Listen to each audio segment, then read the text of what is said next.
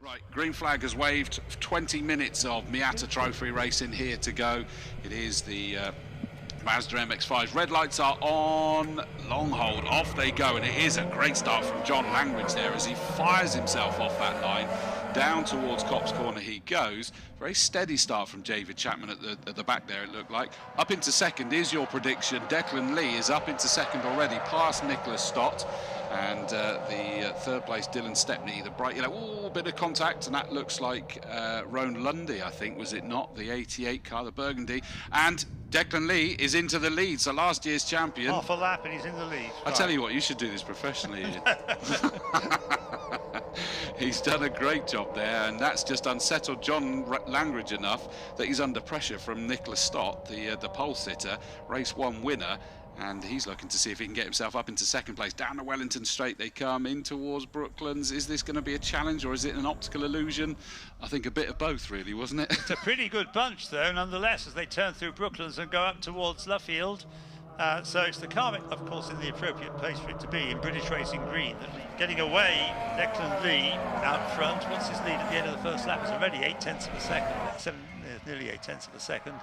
Stott is third, Miller is fourth, Parrans-Smith is fifth, and Stepney is sixth. Championship experience under his belt now. John Langridge, I still don't think they've sorted the issue on that car, because he's now being challenged by Daniel Parrans-Smith. Parrans-Smith is through, so that puts him up into third place. Remember, he on the road won the race, but with the time penalties it just went tumbling back down to sixth place, sorry. Into the pits has come another significant car from that first one, 26, Drew Fletcher. So that's him out of this race with a big old dint in the side there, which I would hazard a guess will give an indication why he's in the pits. That was the first corner spin, probably. Oh, yes. Yeah, quite high. And it's Daniel Parrans-Smith in third place, staying with them, isn't he? Absolutely, because again, remember, that's another one that thought he'd taken the victory in race one. And has had to fight from sixth on the grid. So absolutely, this is three key protagonists, isn't it, that are now duking it out at the front of this race. They now need to make sure they stay between the white lines so that we know who's won it at the end. Yeah, and we don't start picking up all, because it became a bit silly towards the end. There's so many penalties being applied. Not saying they shouldn't have been applied under the rules, but nonetheless, we were getting a lot of late changes to the result. This is brilliant. This is what we know from MX-5, isn't it? Declan Lee in the lead in the number one car, but only just. This was first and second in the championship standings last year, let's not forget. And Alex does not want to come runner-up this time, and he's got a good run through Woodcote onto the start-finish straight. Just been biffed a little bit wide there as they go side by side all the way down the start-finish straight towards Copse. 1/3 distance covered then of this 20-minute race. And running side by side there, number 7, one of them, Alex Miller. I was like, how many corners can they keep this side by side going? Still, the whole lap. I think we did. Can. I think we had a BTCC race here some years ago when I think it was Matt Neal and Jason Plato did a whole lap side by side. Not as an act. It was all genuine racing. And they're about to join, and here we go. Is this a challenge from Miller? He's going to look up the inside as they get down towards the braking zone for the left-hander of Brooklands. Are they going to do it? Are they going to come out the other side? They are still side by side yet again. Oh, nearly some side-to-side contact as Declan Lee comes back at him. No, Miller's got to settle back into second and hope that he can keep Daniel Parrans-Smith, who's back up into third again, ahead of Stott. And these two that are in the first two places at the moment were first and second in the championship last year, weren't they? Yeah. Yep, absolutely. But Daniel Parrans-Smith is trying to come and make a move on second place. 8, 9. Get down towards, what is it? Is the white car's just going to settle into second and keep Miller behind him? And has this enabled Declan Lee to... It doesn't really, does it? You think, oh great, Declan Lee's going to scamper away. It doesn't last for long. They look to be very well set up for racing cars. In other words, they're quite stiff, aren't they? Yeah. But they're very manoeuvrable. Got a lot of handling and very raceable as a result. I remember the first MX-5 championship was run by the BRDC here in the days when the BRDC ran race meetings, and Patrick Watts won it. Oh wow, okay. We had about, I think, 10 starters. Andy Wallace drove it as well. And now his daughter races the MX-5s these days. Yes. Amy, very successfully last weekend from what I saw. He was quite an emotional dad, was his phrase. Yeah. Watching Amy doing well. Of course, I assume it's still the case, girlfriend with Freddie Hunt, James Hunt's son. So, yes, the motorsporting dynasties still exist, don't they? Indeed. Through they go to complete what will be their 7th lap now, and it is Declan Lee, Parrans-Smith up into 2nd place. With Miller and dropping in fact, back a little, yeah. Parrans-Smith's challenging for the lead already, so 73 car's got a good couple of laps. Just forced Declan Lee a little bit wide there at Copse Corner, but he's wrestled that back towards the main part of the tarmac. He's going to have the outside line. No, there's enough of an inside line there for the kink at Maggots before they get to the Beckett's cut through. And I think they have bunched up again the first few. The daylight that was appearing between second and third has disappeared. There is a momentum element to this as well, isn't Yes. there? And you make a challenge and you can lose that, which they said the slipstream is great unless you catch up with the person at the wrong place. But here we go, Daniel Parrans-Smith diving up the inside at Brooklands. He's got that one done. Has he managed to do it enough before the switchback? Yes, he has. Yes, so that was a nice move all the way down there, and he'll have started that before he even approached the Maggots Beckett's cut through, wouldn't he? Dare I say this, but it's a better battle, slipstream battle to watch than Caterham's are, because Caterham's don't look quite, they look nice cars, these, don't they? Yeah. It's a good looking car, the MX-5. I wouldn't comment because I don't know what's happening. Chicken. Yeah, absolutely. Well, they provide a lot of close racing, the Caterhams. Somehow they look like what they do. They're very sleek, these cars, definitely. Yeah. He's sat there watching these two go side by side, and it looks like Declan Lee, what happened to him on the last lap, he's just done back, and it's like anything you can do, I can do too. Back in front then, and in 3rd place at this particular part of the circuit, Alex Miller. Daniel Parrans-Smith in 2nd place.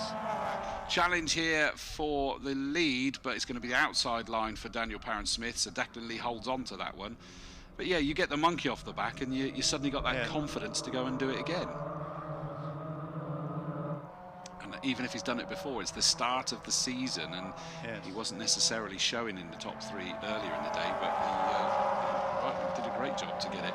Daniel Parrans-Smith gets a good run onto the start-finish straight. The gap's kind of disappearing somewhat as they go down towards Copse. Is he going to lunge towards the inside line? I don't think he has. No, he's just sat there to take the pace through. There he is, still in 2nd place with Alex Miller directly behind him. And Alex Miller's being kept honest by the Race 1 winner Nicholas Stott, isn't he? Yes. Another one that's probably buzzing from that first one. Side by side, Daniel Parrans-Smith's going to have the inside line, and Miller's trying to follow him through here. So the lead does change. Declan Lee drops down into 2nd place at this stage.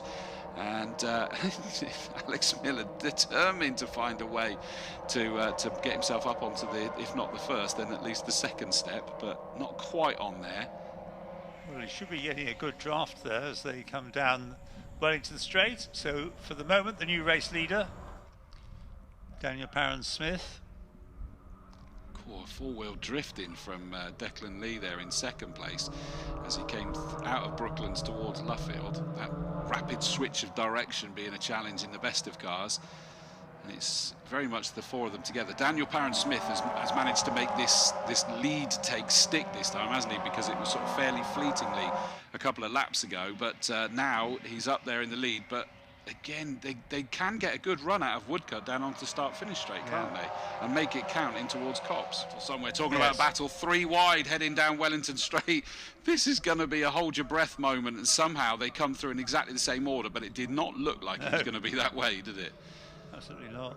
Because they have to funnel into that left-hander, don't they, to be honest, as they get down towards it. Alex Miller looking for the inside line, any opportunity to move forward and gain 2nd place away from Declan Lee, but Declan Lee still has the position. Alex Miller beginning to be, obviously he spent last season racing against Declan Lee, so he knows his opponent's strengths and weaknesses. Trying desperately to shake off the toe there as well, aren't they now? It's the old story about if you're in the lead, you've got somebody right behind you. That's one thing, but if you've got to try and gain a place as well as defend your place, that's more of a challenge. So order hasn't changed. It just seems to be getting a bit tighter now, closer and closer to each other as the time unravels. 3 minutes remain. It's the fighty end of the race now, isn't it? And Yes. you can just sense it, can't you? Yes. Because they're more prepared to throw their nose where it isn't necessarily welcome now, and it's just a little bit more. I'm not going to say desperation because it's not into that realm, but they're prepared to take a little bit more of a risk now. And it's early in the season, so they're not thinking of keeping any points accumulated or anything like that at the moment. They want to take these victories. Well, the quartet, the quarrelling quartet, are still together as they come through. Now, what's the lap times like? Are we going to? It's going to be the start of the last lap. 1 minute 18, 1 minute 17. The lap time is 1 minute 8 to go over the line. I would say there's probably 3 seconds in it or so, not a lot. Right. We may just get another lap in after this one. Yeah, I think you're right. Penultimate lap time this time round, and whether they'll know that or not is tricky, because it was that tight that it won't be obvious when you're in the middle of the fight yourself. But yes, I think. Well, here we go. Is this the last lap, or is it the penultimate lap? But I don't know. Yeah, and I think they were appearing by this point, weren't they? To be honest, so. They certainly were. Yes, It was late, now. But not this late. Of 15 seconds left to go. So 1:21. Let's see. That's Gary Smith, but he's way down the order. Well, here come the 4 leaders together. How's this going to unravel itself? So let's have a look. What do we got? 3. Yeah, it was between 2 and 3 seconds left on the clock. 21 with a spin by the looks of things, Gary Smith. So this is the last lap now. This is when the gloves come off, and already Nicholas Stott trying to get himself up on the podiums. Currently sat in 4th place with Alex Miller just behind, in front of him. And they're still side by side as they go through Maggots. Bit of a lock-up, bit of a side tap. That's unsettled. Stott, is he going to wrestle that back towards an apex? Just about.